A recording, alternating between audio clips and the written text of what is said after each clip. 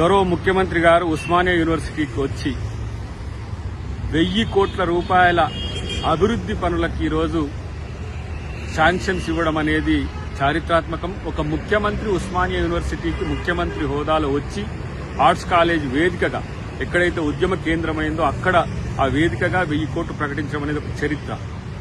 అది చూసి తట్టుకోలేక జీర్ణించుకోలేక కొంతమంది కొన్ని పార్టీల వ్యక్తులు ఈరోజు చేస్తున్న ఏదైతే ప్రచారము లేదంటే గందరగోళం చూస్తుంటే నవ్వొస్తుంది. కనీసం ఉస్మానియా యూనివర్సిటీ 100 సంవత్సరాల రోజుల్లో ఈ ఉస్మానియా యూనివర్సిటీ లోపలికి కూడా రాలేకుండా ఆడిటోరియంకి వచ్చిపోయిన ముఖ్యమంత్రి గత ముఖ్యమంత్రి అయితే ఉస్మానియా నడ గడ్డ మీద ఇలా నల్లమల్ల పులి బిడ్డ వచ్చి పేదలకు ఎస్సీ ఎస్టీ బీసీలకు మేలు జరిగే యూనివర్సిటీని 10 కాలాల పాటు ప్రపంచవ్యాప్తంగా ఉండే యూనివర్సిటీలతో పోటీపడే విధంగా తయారు చేయడానికి చేసిన ఈ ప్రణాళికని ఇలా జీర్ణించుకోలేని శక్తులు మాత్రమే దీన్ని విమర్శిస్తాయి. డెఫినెట్ గా భవిష్యత్తులో విద్యార్థుల యొక్క విద్యనే కాదు ఉద్యోగ ఉపాధి అవకాశాల మీద కూడా పెద్ద ఎత్తున ఈరోజు ముఖ్యమంత్రి గారు సభా వేదికగా చెప్పడం జరిగింది.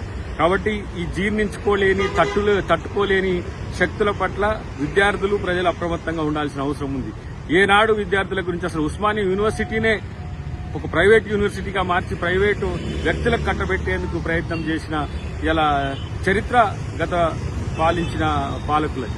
కాబట్టి ఇలా ఉస్మానియా యూనివర్సిటీని కాపాడుకోవడం ప్రభుత్వానికి ఎంత బాధ్యతో విద్యార్థులు కూడా అంతే బాధ్యత. దానికి సంబంధించి ఈరోజు ప్రభుత్వం తీసుకున్న నిర్ణయం చాలా పెద్ద ఎత్తున మనం ఆహ్వానించాల్సిన అవసరం ఉంది, స్వాగతించాల్సిన అవసరం ఉందని చెప్పి తెలియజేస్తూ ప్రత్యేకించి ఈ కడుపుల నొప్పి కేసులు ఏవైతే ఉన్నాయో ఏ మంచి పని చేసినా కూడా జీర్ణించుకోలేని శక్తులు ఏవైతే ఉన్నాయో వాటి పట్ల అప్రమత్తంగా ఉండండి. విద్యార్థులు మంచిగా చదువుకోండి. ఈ ఎన్నికల తర్వాత 17 తర్వాత మంచి ఒక ఆలోచన ముఖ్యమంత్రి గారి దృష్టిలో ఉన్నది. కాబట్టి రాజకీయ ప్రేరేపితంగా మీరు మారకండి. విద్యా ఉద్యోగాన్ని కెరీర్ గా ఎంచుకోండి. తర్వాత రాజకీయాలను కూడా ఎంచుకోండి. ఒక మంచి ఆధునికమైన రాజకీయ భావాలతో ముందుకు రండి. ముఖ్యమంత్రి గారి నిర్ణయాన్ని స్వాగతించాలని చెప్పి నేను తెలియజేస్తాను.